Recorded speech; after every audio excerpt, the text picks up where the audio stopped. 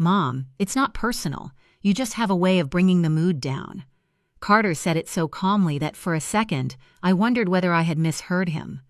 I pressed the phone closer to my ear. Behind him, I heard his wife, Brielle. She always makes things uncomfortable. Then came silence. I stood in my kitchen staring at the plum pie I had ordered for New Year's Eve. It was supposed to arrive with a burgundy and white bouquet, Carter's favorite colors.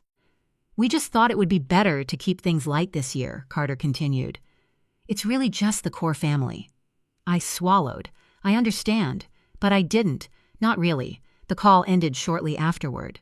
I canceled the pie and flowers without making another attempt to change his mind. That night, I ate soup alone. I didn't light the candle I usually placed in the window. I didn't turn on the television. I simply listened to the refrigerator hum and the clock tick. At midnight, I watched the old year disappear without anyone beside me. Then, at exactly 12:01 a.m., my phone rang. "Carter," I answered. "Mom." His voice was completely different now, sharp, breathless, almost frightened. "What the hell is on the news?" I slowly walked toward the window. The street outside was empty. But something had changed, and I knew it. 6 months earlier, I had stood outside Conference Room B at the medical center where I'd worked for more than 2 decades. My badge wouldn't scan. My manager, Diane, eventually stepped into the hallway. "Marissa, I'm sorry," she said. "The review is mostly for leadership this year. Besides, you're retiring soon anyway." I stared at her. I hadn't filed for retirement. I hadn't even decided when I would leave. Still, I nodded. "Of course." I returned to the break room and opened my notebook as though nothing had happened. For years, I had worked with medical imaging. I noticed patterns other people overlooked, tiny changes that appeared in scans before patients became seriously ill. Months earlier, I'd started developing an idea around those observations. It was small, unpolished, but I believed it mattered, so I quietly began again. I called an old residency friend, Dr. Tessa Morgan, who now worked in bioinformatics. She introduced me to people who understood software modeling. Within weeks, I created a company, Ventner Diagnostics LLC. I told nobody in my family, especially not Carter. At Thanksgiving, I had casually mentioned that I was working on something new. He laughed. "Mom, seriously? You think you're going to become the next tech billionaire with hospital scans?" Brielle laughed too. I smiled and changed the subject. That night, after everyone left, I washed the dishes alone. Then I stayed awake until 2 in the morning, filling the margins of my old notebooks with observations I had carried silently for years. A week later, I met Tessa at a quiet cafe near the lake. Snow clung to her coat when she arrived. I placed my tablet on the table. "These are the actual results," she said. I nodded. She studied the data for 20 minutes without saying a word. Then she leaned back. "Marissa," her expression had changed. "This could change everything." "It's still early," I said. "The model is in beta. You mapped the patterns across 6 years?" "Yes." Tessa immediately reached for her phone. "I want you to meet someone." That someone was Grant Holloway, an investor with expensive cufflinks and a habit of asking questions that made people uncomfortable. He listened carefully. Then he pushed a 1-page confidentiality agreement toward me. I read every word before signing. By January, we had a timeline. By February, we had funding discussions. And by spring, what I had started alone in my kitchen had become something much larger. The project eventually became known as PulseScan AI. Its purpose was simple: identify dangerous changes in medical imaging early enough to help doctors act before patients reached a crisis. I didn't announce anything. I didn't post about it. I didn't tell Carter. For years, my family had become accustomed to me being quiet, useful, reliable, invisible. They thought silence meant I had nothing to say. They were about to discover how wrong they were. By December, the acquisition paperwork was nearly complete. I still didn't understand how large it would become. Then, on the 23rd of December, while I was rinsing my tea mug, my phone lit up Emergent. Confirm identity for transfer authorization. I opened the message, entered the verification code, and stared at the final figure. I didn't scream. I didn't cry. I simply closed the screen, then I finished my tea.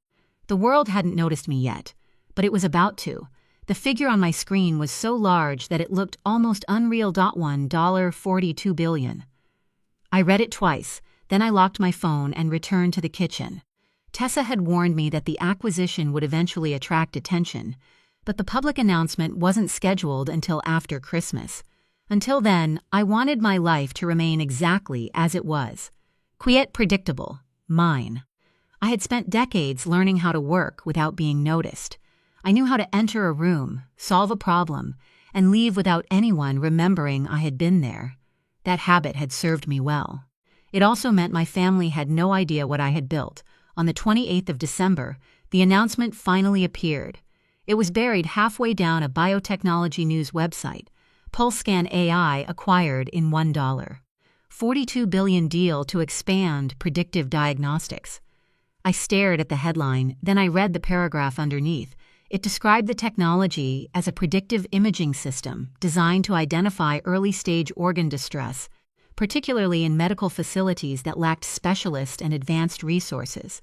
At the bottom of the article was a short line, Founder, Marissa Ventner, no photograph, no interview. No dramatic story about an older woman who had quietly built a billion-dollar company. Just my name. I closed the laptop for a while. Nothing happened, no calls, no messages, no congratulations. Apparently, my family hadn't seen the article. I almost smiled at the irony. They had spent years treating my work like an eccentric hobby. Now my hobby was worth more than anything they had ever imagined. New Year's Eve arrived. I prepared a simple dinner and sat alone at the kitchen table. I thought about Carter. I imagined him at some expensive rooftop celebration with Brielle, surrounded by people who measured success through titles, connections, and appearances. Maybe they were discussing their plans for the coming year. Maybe they were congratulating each other. I wasn't angry anymore. There was something strangely peaceful about being excluded by people who had once made you desperate for their approval. I no longer needed theirs. At 11:58 p.m., I checked my phone. The headline had spread. Several financial websites had republished it.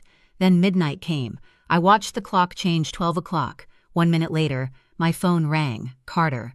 I let it ring twice before answering. Mom, what is happening? His voice was almost unrecognizable. What do you mean? People are calling me, my clients, coworkers, old friends. They're sending me articles. I walked toward the window. Snow was falling lightly beneath the street lamp. About what? You know exactly what. I remained silent. You sold PulseScan? Yes, there was a long pause. How much? I didn't answer. Mom, how much? Enough. His breathing became heavier. You built that. I worked on it. You never told me. I looked outside. You never asked. The silence that followed was painful. Finally, Carter spoke more quietly. We need to talk. Tomorrow. Please. Tomorrow. We ended the call. 5 minutes later, the family group chat came alive. A message from Carter appeared first. Emergency call at 9 a.m., then another. Mom, please don't say anything publicly yet. Brielle followed. We need to control the narrative. I stared at those words. Control the narrative, as if my life were a corporate announcement, as if my years of work belonged to a family strategy meeting. I didn't respond. Instead, I opened my email. Moss were pouring in. Journalists wanted interviews. Universities wanted lectures. Medical organizations wanted partnerships. Investors wanted meetings. One email, however, caught my attention. It came from the Vermont Rural Medical Alliance. They wrote about small hospitals struggling with outdated imaging equipment. They described patients traveling hours for specialist care.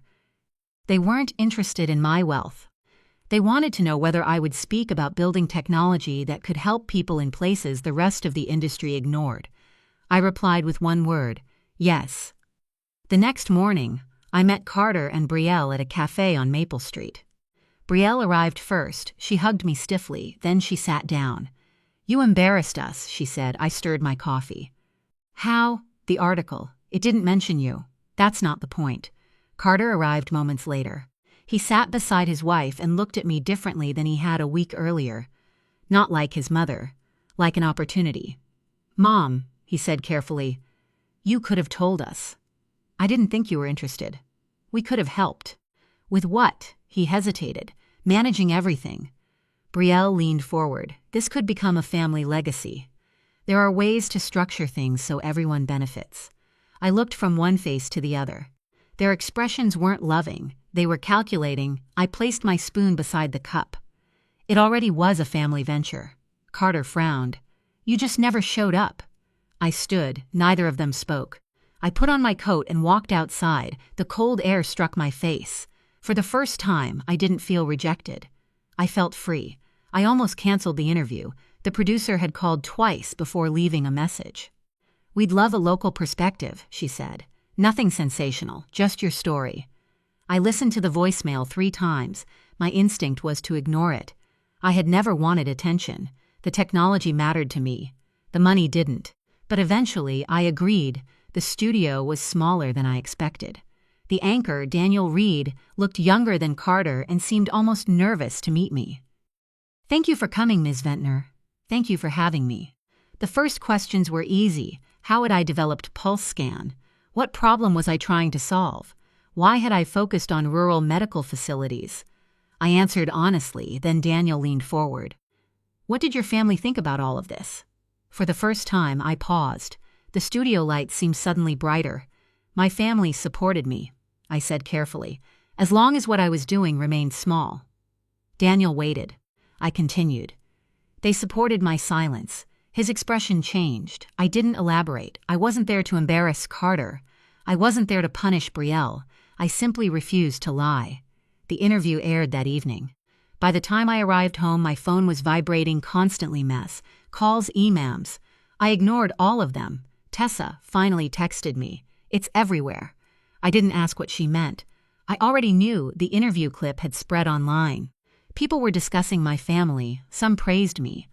Others criticized me. A few claimed the story was exaggerated. I didn't care. What surprised me was what happened next. The next morning, I received a letter from Vermont Children's Oncology. They were one of the organizations I had supported quietly for years. Their envelope contained a handwritten thank you note and a list of equipment they desperately needed. I read the letter twice. Then I opened my laptop. I doubled their donation. There was no press release, no photograph, no announcement. Just a transfer. That felt better than any headline. For the first time since the acquisition, I slept peacefully. Then Carter texted, "Can we come by this weekend?" I stared at the message. There was no apology, no acknowledgement of what had happened, just a request. I typed 3 words, "I'm traveling." I wasn't. I simply wasn't available anymore.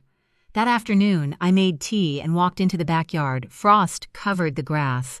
The neighborhood was quiet. For years, my time had belonged to everyone else.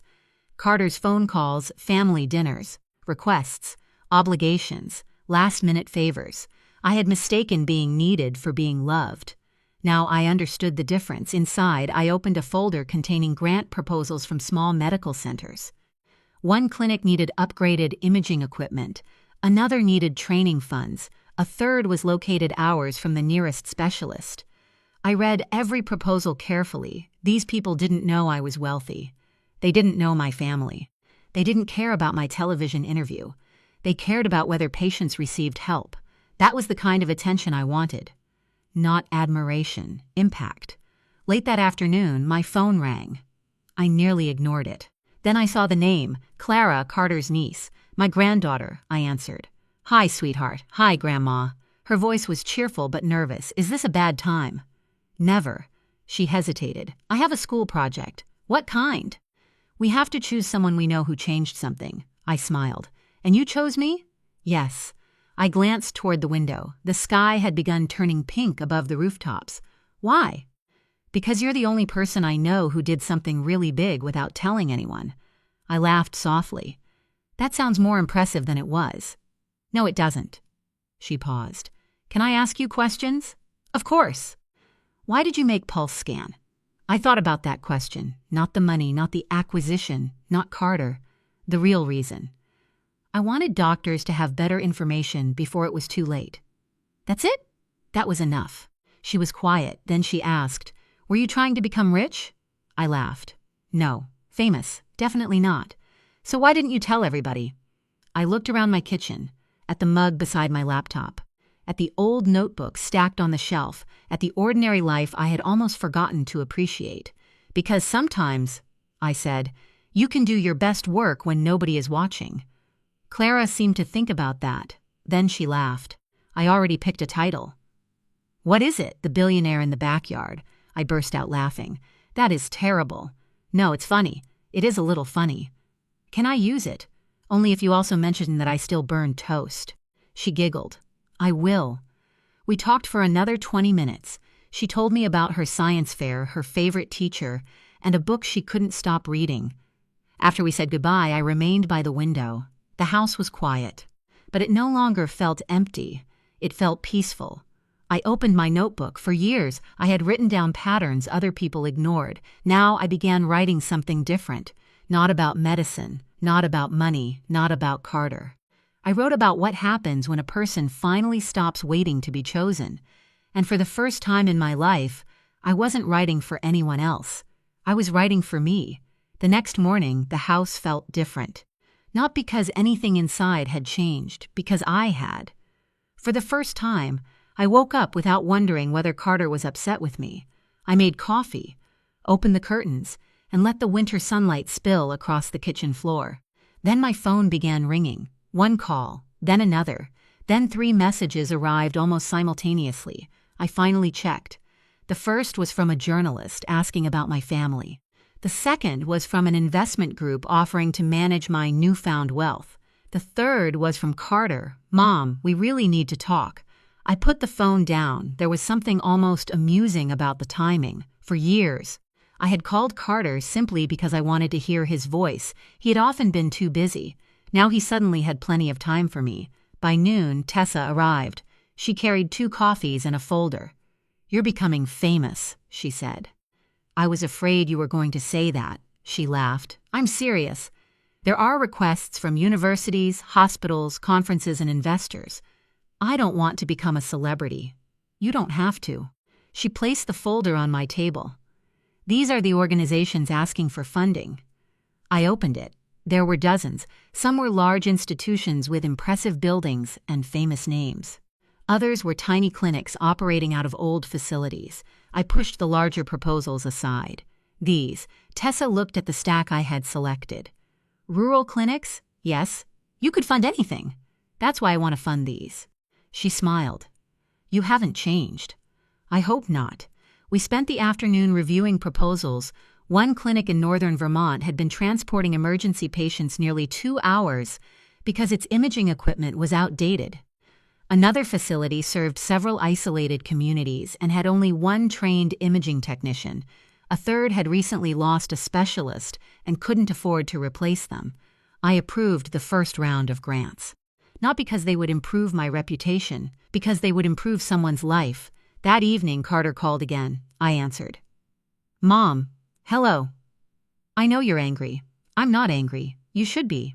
I remained silent. He exhaled. Brielle and I handled things badly.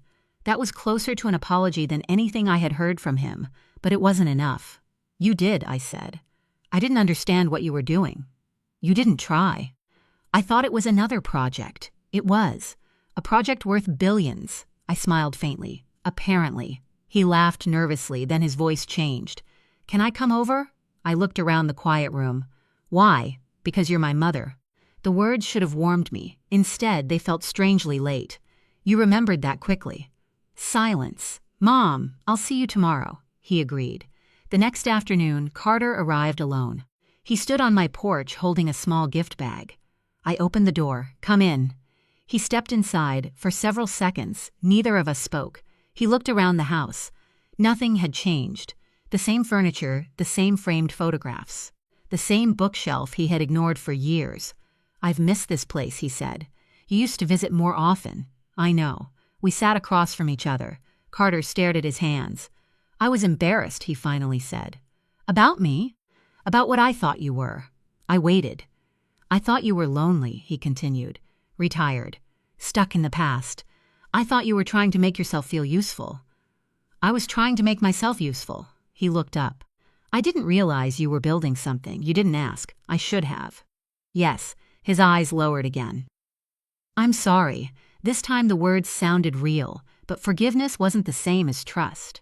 I could accept an apology without handing him control of my life. I appreciate you saying that. He nodded. Then came the question I knew was coming. What are you going to do with the money? I almost laughed. There it was. The real reason. I haven't decided. You could help the family. I already help people. I mean us. You have a career. I know. And a home. I know. So what exactly do you need? He didn't answer. I leaned back. Carter, if you came here because you wanted your mother back in your life, I'm willing to talk. His expression softened.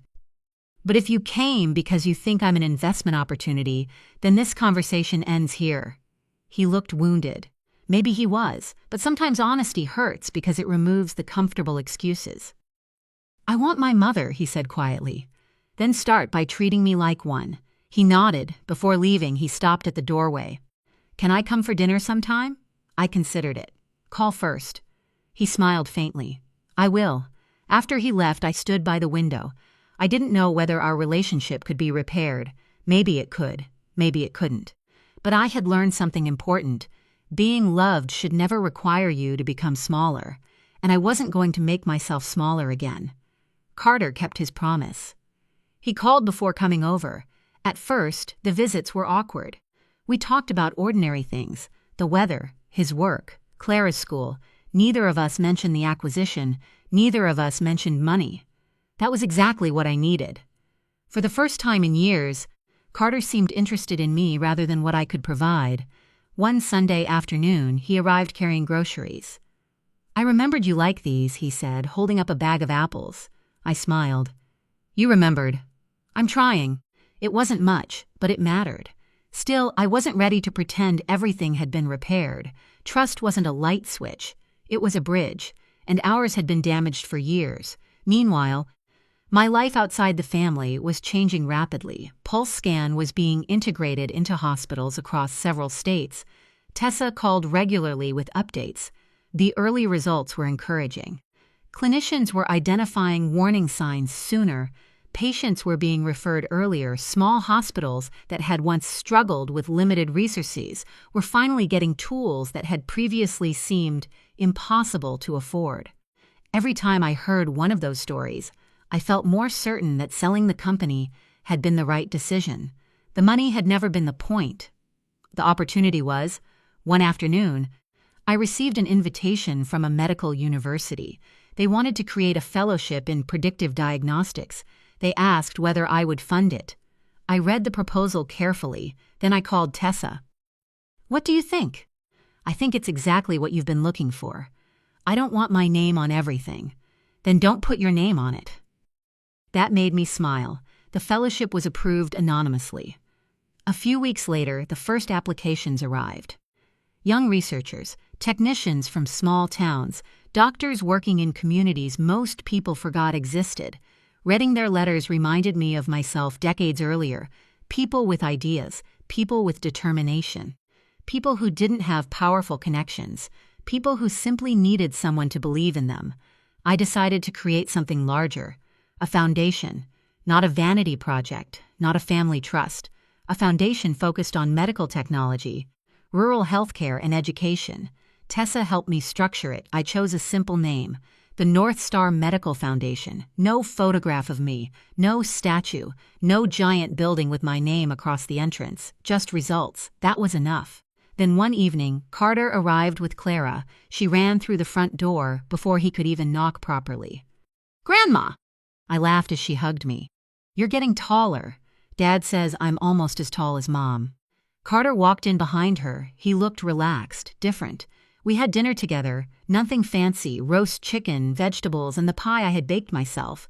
Clara talked nonstop about school. At one point, she asked, Grandma, are you really a billionaire?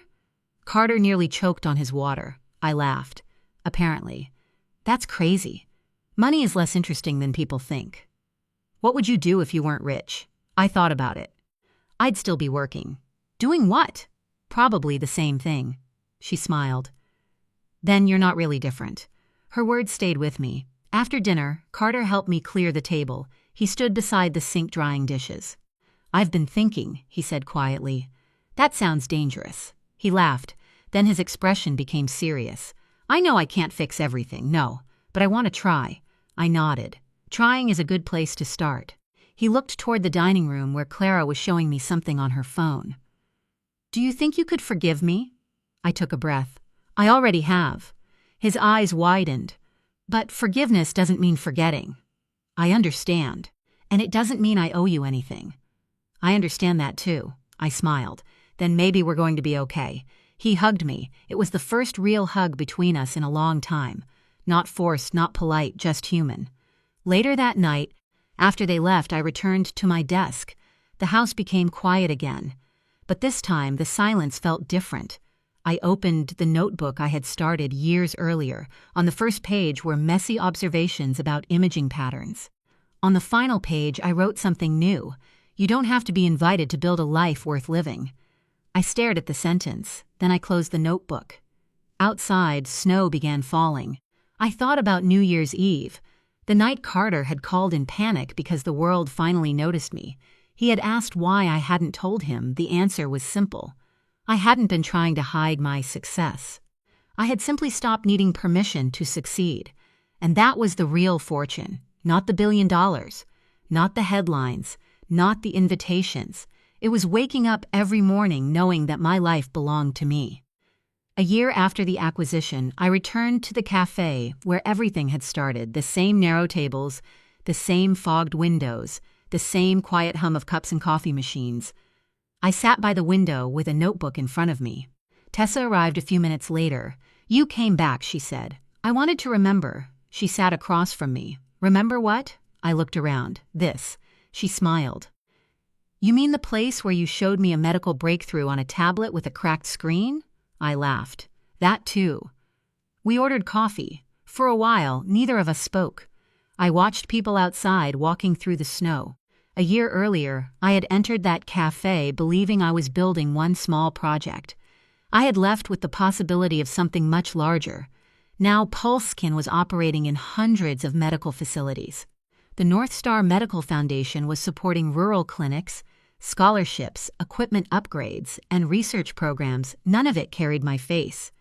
That was intentional. I had spent enough of my life being overlooked. I didn't need to spend the rest of it demanding to be seen. My phone buzzed. A message from Carter. Dinner tonight? Clara wants to show you her science project. I smiled. I'll be there. Things between Carter and me weren't perfect. But they were real now. He called without asking for anything. He visited without discussing money. Sometimes he simply came over and helped me fix things around the house. We had learned to speak honestly.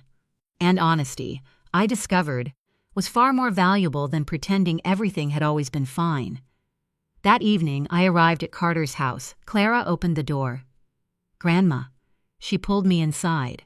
Her science project was displayed across the dining table. It was about medical technology and early detection. At the center was a photograph of an old hospital scanner. Beside it was a handwritten title. People who change things quietly. I looked at her. You actually used it. Of course. She pointed to the final paragraph. I wrote that you taught me something. What? That you don't have to be loud to make a difference. I felt my eyes sting. Carter stood behind her. He smiled. She got an A. I knew she would. Clara looked at me seriously. Grandma, do you ever miss being famous? I laughed. I was never famous. You were on television. That doesn't make someone famous. What makes someone famous? I thought about it. Being remembered for the right reasons. She considered that. Then you're famous. I hugged her. Maybe. After dinner, Carter walked me to my car. The night was cold and clear. He stood beside the driveway with his hands in his pockets. Mom, yes, I wanted to say something. I waited. I used to think success was about being impressive. And now, he looked toward the house. Now I think it's about being useful. I smiled. That took you long enough. He laughed. I know. He hugged me. This time I didn't hesitate. When I drove home, I thought about the woman I had been a year earlier. The woman sitting alone on New Year's Eve. The woman who had canceled a pie and flowers because her son didn't want her around. The woman who had spent years wondering why she wasn't enough. I wanted to tell her something. You were never the problem. You were simply standing in the wrong room, waiting for the wrong people to notice you. When I reached home, I walked into the kitchen. The same refrigerator hummed. The same clock ticked. The same window overlooked the quiet street, but everything felt different. I made tea. Then I opened my old notebook. On the final page, I wrote, "I spent years believing being chosen was the measure of my worth." It wasn't. I paused. Then added, "The moment I stopped waiting for permission was the moment my real life began." I closed the notebook. Outside, snow began falling again. I stood by the window and watched the flakes disappear into the darkness. My phone remained silent, and for once, I didn't need it to ring. I had a family that was slowly learning how to love me without calculating what I could give them. I had work that was helping people I would probably never meet. I had a granddaughter who believed quiet people could change the world, and I had myself. That was enough. More than enough. I had once thought the billion-dollar acquisition was the greatest thing that had ever happened to me. I was wrong. The greatest thing was discovering that my worth had never depended on anyone recognizing it.